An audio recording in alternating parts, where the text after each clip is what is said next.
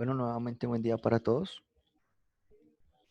Buen día, mister. Buenos días, profe. Espero Buenos que se días, encuentren profe. muy bien, que hayan descansado este fin de semana que fue un poquito más extenso. Entonces, bueno, habíamos acordado que en esta semana íbamos a empezar el estudio de lo que significaba una función cuadrática. Sin embargo, antes de pasar a, digamos, definir formalmente el concepto de función cuadrática, yo quisiera que revisáramos este concepto que tenemos acá y, pues, digamos, quisiera que ustedes me ayudaran aportándome ideas sobre lo que entienden cuando ven, por ejemplo, esta expresión x al cuadrado. ¿Quién me quiere decir algo de pronto de lo que entiende solamente mirando esa expresión algebraica?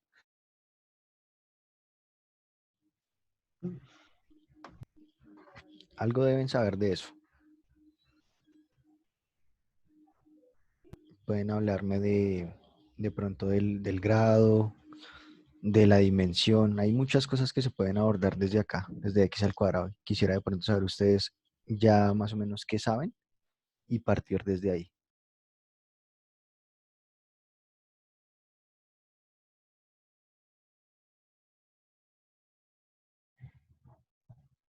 ¿Ninguno? ¿Se fueron? No, mister, no sé. Bueno, vamos entonces a devolvernos un poquito. Eh, Miremos lo que pasaba, por ejemplo, cuando estudiábamos la expresión. En las primeras semanas de trabajo de este segundo periodo, mirábamos lo que era la expresión X. Entonces, de esto, más o menos, ¿qué podemos definir ya con lo que estudiamos? Entonces, alguien podría decirme, bueno, X se trata de una línea recta. ¿Qué más podríamos decir de X? ¿Qué es la X, incógnita? sí, puede ser una incógnita, bien. Una incógnita. ¿Qué más podemos decir de X?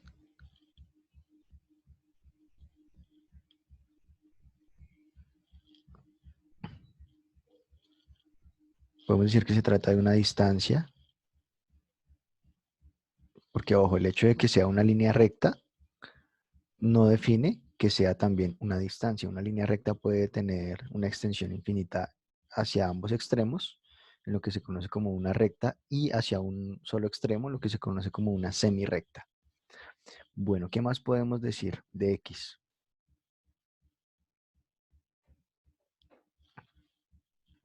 ¿Puede tomar el valor de algo? Bueno, es una variable.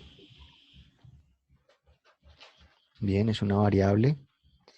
Eh, Podríamos decir también que, bueno, desde esta primera definición que yo les di, línea recta, resulta que esto es algo que viene estudiándose hace muchísimo, muchísimo tiempo. Esto fue lo primero que llegaron a estudiar, por ejemplo, las civilizaciones de los griegos.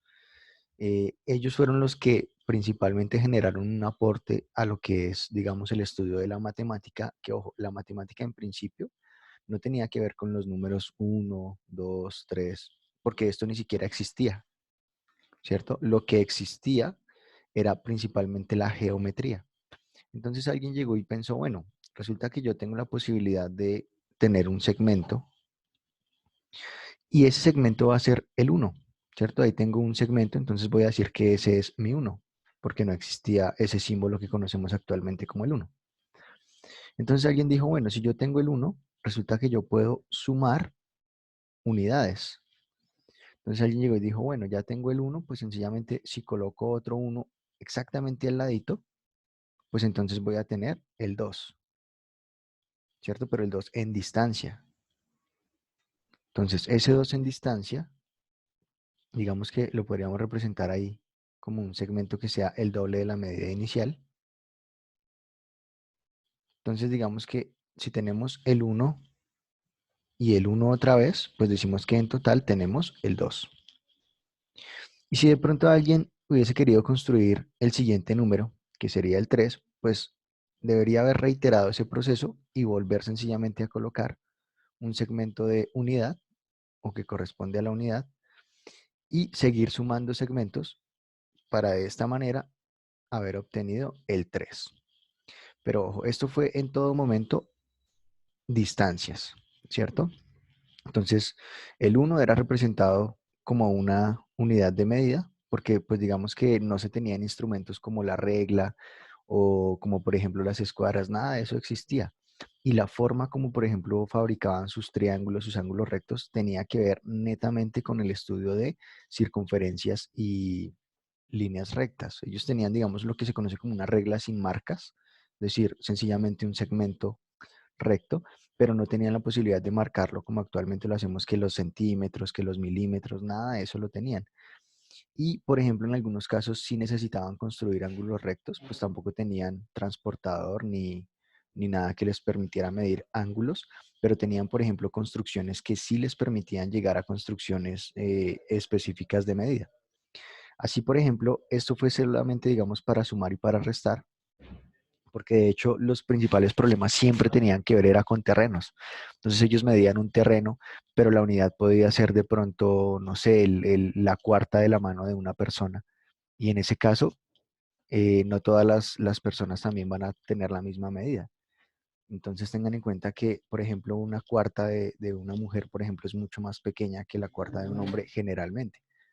Entonces, bueno, esto digamos todo lo que tenía que ver con segmentos. Pero resulta que esto era para sumar y para restar y a alguien con el tiempo se le ocurrió multiplicar. Entonces, bueno, teníamos el segmento nuevamente de la unidad. Entonces supongamos que lo vamos a colocar por acá. Y ese era un segmento que iba a ser pues obviamente una unidad, pero una unidad de forma horizontal para generar lo que era una base. Pero entonces alguien dijo, no, pues giremos ese segmento y acomodémoslo de manera perpendicular al segmento inicial. Cuando hicieron esto, entonces se dieron cuenta que acá, por ejemplo, iban a tener el 1 como una base, el 1 como una altura y construyeron lo que fue la unidad cuadrática. Entonces, para construir esa unidad cuadrática, pues posteriormente lo que hicieron fue cerrar, obviamente, esta figura. Entonces aquí esto que se genera, ¿qué figura es? ¿Quién me puede decir qué figura es la que se acaba de formar ahí? Un cuadrado. Un cuadrado, ¿cierto? Entonces vamos a decir que listo. Supongamos que esto, pues ya sabemos que mide 1, pero entonces si voy a generalizar esto, voy a poder decir que la base mide x, la altura mide x, y entonces les pregunto, ¿cuánto debería medir entonces el área interna de ese cuadrado?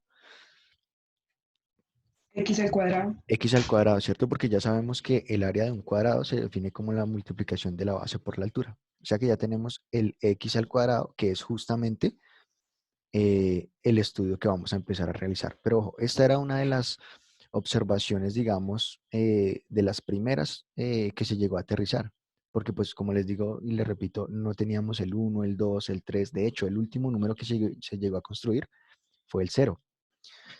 Porque pues digamos es un concepto un poco más difícil, el hecho de poder expresar mediante un símbolo algo ausente o la nada, pues entonces por eso fue el último que se generó. Pero desde acá, desde x al cuadrado, digamos que fue lo que digamos posibilitó, por ejemplo, después llegar a lo que fue la tercera dimensión. Entonces alguien dijo, bueno, ya tengo el cuadrado, que es la segunda dimensión. Entonces ahora lo que podemos hacer es profundizar ese cuadrado. Entonces, digamos, ese mismo segmento del lado 1 que ya teníamos en base y en altura, ahora lo vamos a volver una profundidad. Entonces, bueno, hicieron algo de este estilo. ¿Y quién me puede decir qué hemos acabado de formar ahí? ¿Cómo se llama esa representación geométrica? Eso que acabamos de formar acá, ¿cómo se llama? Un cubo. Un cubo, ¿cierto?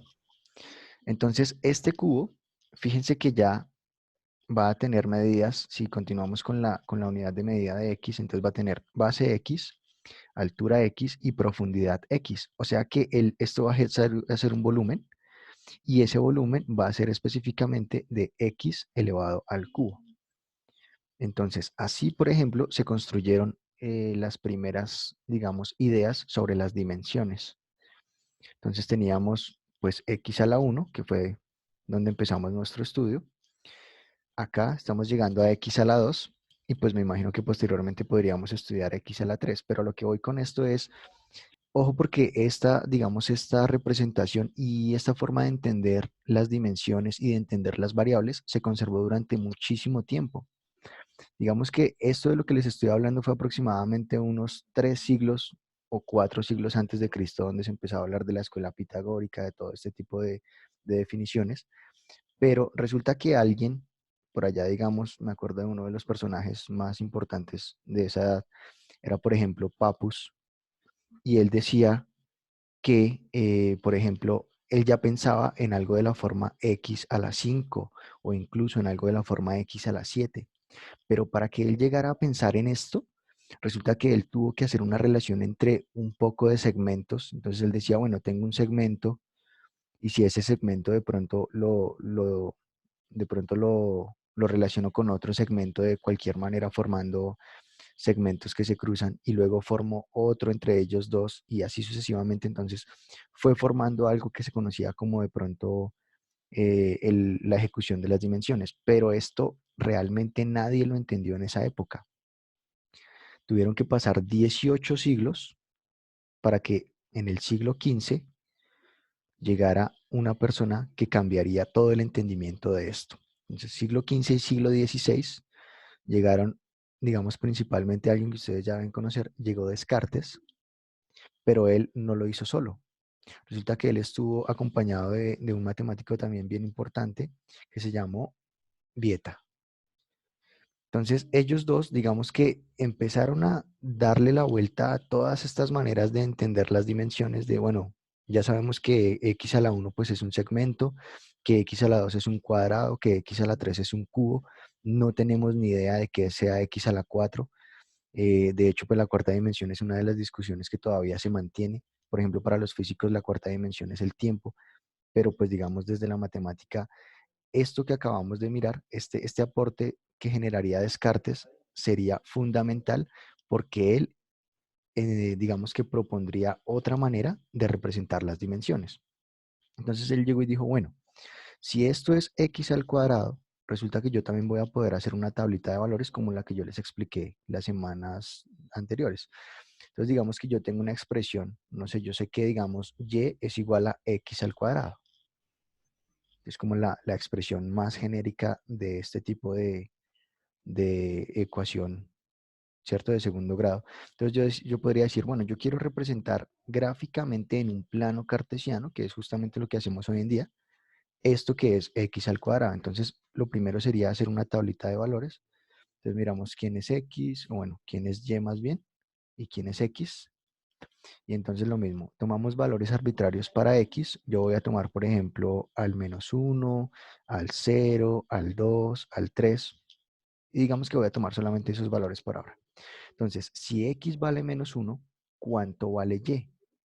Entonces, y sería igual a -1 al cuadrado, pero -1 al cuadrado es lo mismo que -1 por -1. ¿Y cuánto es -1 por -1, muchachos?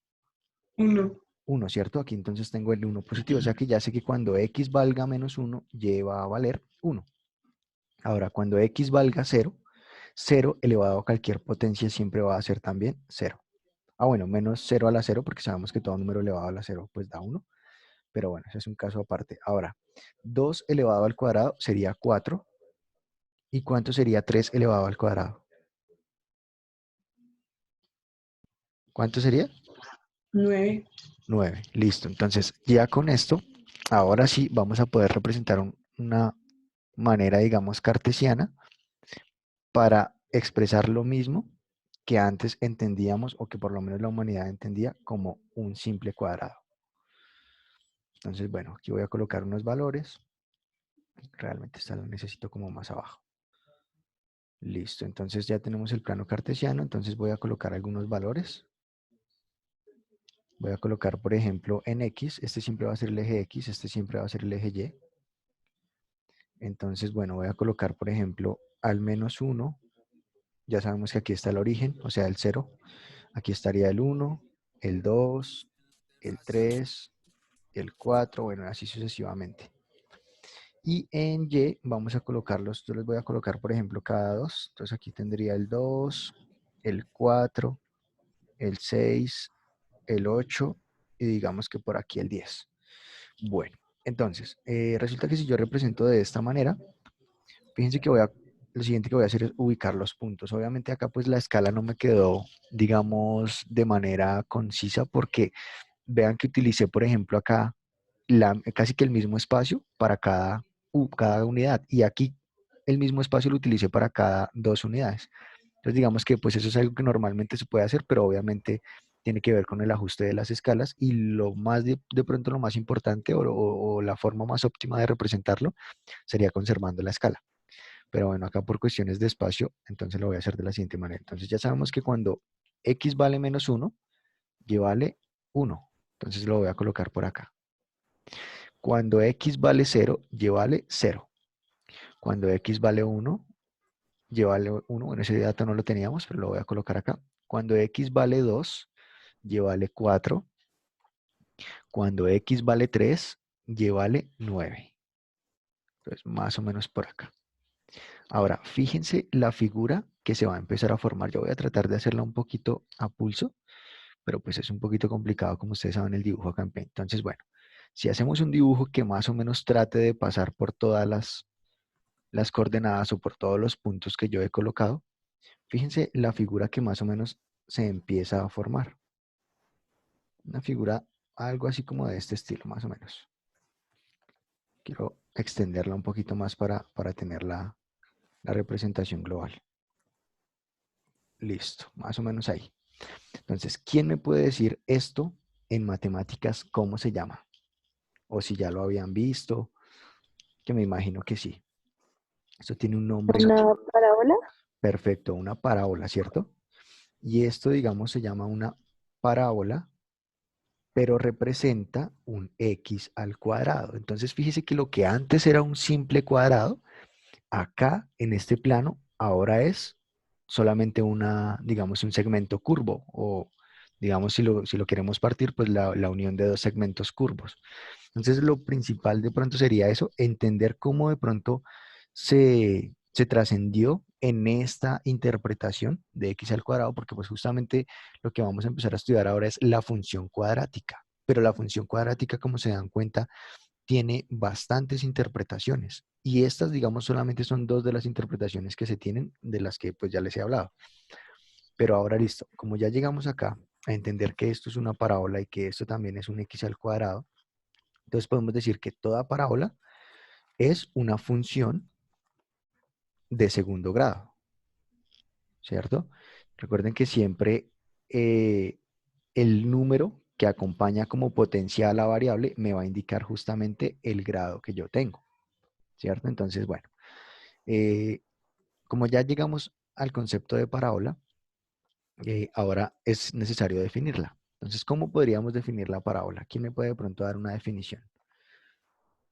Ojo, las parábolas no son esas que dice por ahí el chiste, cuando Jesús le decía, por ejemplo, al discípulo Tomás, hey Tomás, parábolas, parábolas. No, esas no son las parábolas, sino las parábolas en matemáticas son, por ejemplo, eh, pues obviamente esta representación curva de segunda dimensión, pero vamos a utilizar el concepto formal.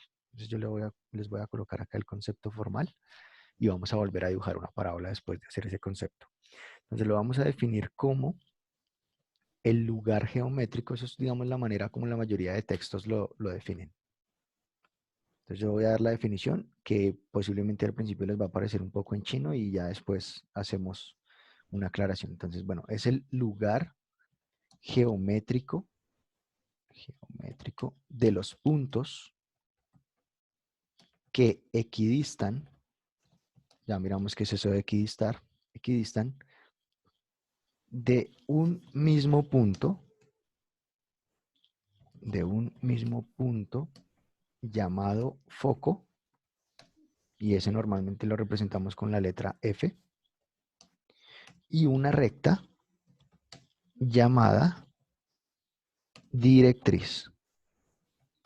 Y esa directriz normalmente la utilizamos o la llamamos D, siempre con sus iniciales. Entonces, bueno, entonces ya sabemos que esto es una parábola. Listo. ¿Quién me puede decir si quizás entiende algo de lo que dije ahí? ¿Qué es eso del lugar geométrico? ¿Qué es eso de los puntos que equidistan? ¿Quién de pronto nos puede dar una aproximación de esto? De lo que entiendan de ahí. O si por el contrario no hay nada, pues entonces de una vez hacemos la definición. No, nada, se fueron. Pues, La verdad, nada, mister. Nada, ¿no? nada. No, no nos hemos ido, profe. Listo, entonces vamos a Hola, hacer lo siguiente. viéndola, Bueno, poderoso. entonces yo voy a colocar acá un punto y a ese punto lo voy a llamar F. O sea que ese punto va a ser el foco. Voy a colocar asimismo una recta y esa recta la voy a colocar en cualquier espacio. Yo la podría colocar encima del punto F, debajo, al lado derecho, al lado izquierdo. Bueno, voy a colocarla por ahora en la parte inferior. Vamos a pensar que toda esta recta es la llamada recta directriz. Acaba de salir el anuncio, chicos, de que quedan 10 minuticos, entonces recuerden que una vez se corte, vuelven a ingresar con el mismo link. Entonces, bueno, entonces ya tenemos el punto F, que es el foco, y ya tenemos también la recta D, o sea, la recta directriz. Ahora, lo que voy a hacer es empezar a encontrar esos puntos que son equidistantes. Entonces, miremos qué es esa palabra de equidistar. Entonces, equi de equivalente, y equivalente es lo mismo que igual, ¿cierto? Y distar de distancia. Entonces, equi de equivalente y distar de distancia, o sea, distancia igual o distancia equivalente. O sea, que son los puntos que están a la misma distancia de ese punto F y de esa recta directriz, pero ojo, al mismo tiempo. Entonces yo podría encontrar, por ejemplo, acá un punto. Fíjese que este punto tiene una medida, digamos que acá tenga, no sé, una medida de 1, pues acá en este lado también tendría una medida de 1. Es decir, ese punto está exactamente en la mitad de F y D o de la recta D y por eso se dice que es un punto equidistante entre F y D. Pero asimismo, por ejemplo, voy a tener este puntico de acá. Entonces fíjense que también voy a tener acá esta distancia desde F hasta el punto igual a la distancia desde el punto a la recta, ¿cierto? Ahora, pilas con esas distancias. La distancia ustedes me podrían decir, ah, bueno, pero es que desde ese segundo punto que usted acaba de colocar, profe, yo puedo hacer, por ejemplo, esta distancia. Y esa también es una distancia hacia la recta. Pero ojo, acá nos interesa es la distancia más próxima. Y la distancia más próxima siempre la vamos a encontrar cuando, cuando se trace ese segmento de forma perpendicular a la recta D. ¿Sí? Siempre va a ser esa la distancia más próxima. Entonces, así mismo, por ejemplo, tendría otro punto por acá, otro punto por acá, digamos, más o menos, otro puntico, digamos, acá. O sea, fíjese que lo que siempre se va a garantizar es que la distancia entre ese punto F y ese nuevo punto que yo acabo de formar, ¿cierto? Digamos, esas dos distancias siempre nos está diciendo, ojo, tienen que ser iguales, de lo contrario no se va a llamar una parábola. Podría ser otra cónica, pero no una parábola. ¿Van hasta ahí? Sí, sí, señor. Listo, entonces, bueno, eso es, digamos, la representación geométrica. Ahora, ¿por qué se llama lugar geométrico? Porque justamente es un plano y en ese plano tenemos todos esos punticos, ¿cierto? Que hablan de esas distancias o de esos, digamos, conceptos geométricos. Entonces, cuando ya después yo tenga todos esos puntos, fácilmente lo que podría hacer es unirlos, unir cada par de puntos, pero fíjese que eso no se hace en un segmento recto. Eso genera un segmento que se va curvando, ¿cierto? Hasta que, digamos, generamos la forma parabólica. Listo, ahí más o menos. Bueno, entonces, a esta, por ejemplo, en particular, la vamos a llamar una pendiente, perdón, pendiente no, una parábola, por ejemplo, que abre hacia arriba. ¿Por qué decimos que abre hacia arriba? Porque vemos que cada vez los puntos que van quedando arribita son cada vez más distantes uno de los otros. Entonces esta, por ejemplo, siempre va a ser de forma positiva. Siempre que la tengamos de pronto en un plano cartesiano, eso lo vamos a ver más adelante, cómo es, por ejemplo, puntualmente la ecuación cuando es positiva, cuando es negativa, pero aquí ya les estoy dando el indicio. Entonces, esta sería positiva y sería además vertical porque abre hacia arriba, horizontal sí abre hacia los lados. Pero tendríamos otra parábola, por ejemplo, vertical, que sería la que abre hacia abajo, y en este caso, como decimos que abre hacia abajo, pues entonces esta sería una negativa. Pero bueno, esa todavía no la vamos a estudiar. Entonces, ¿qué más nos interesa de pronto conocer de la parábola? Resulta que este punto que aparece acá, que es el punto de pronto, digamos, que no tiene, por así decirlo, espejo. ¿Por qué digo que tiene espejo? Porque, por ejemplo, yo veo que este puntico es prácticamente un espejo de este punto.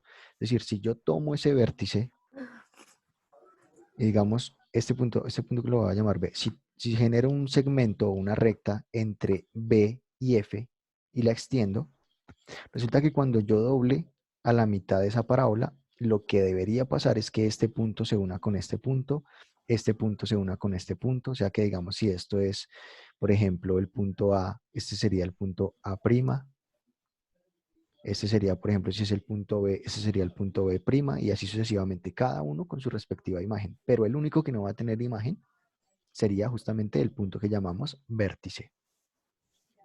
Entonces, bueno, ya vamos entregando como algunas de las definiciones que vamos a tener que utilizar. Entonces, bueno, tenemos por ahora a F, a D y a B. Entonces, F es el foco. No quiere aceptar el cambio de color ya.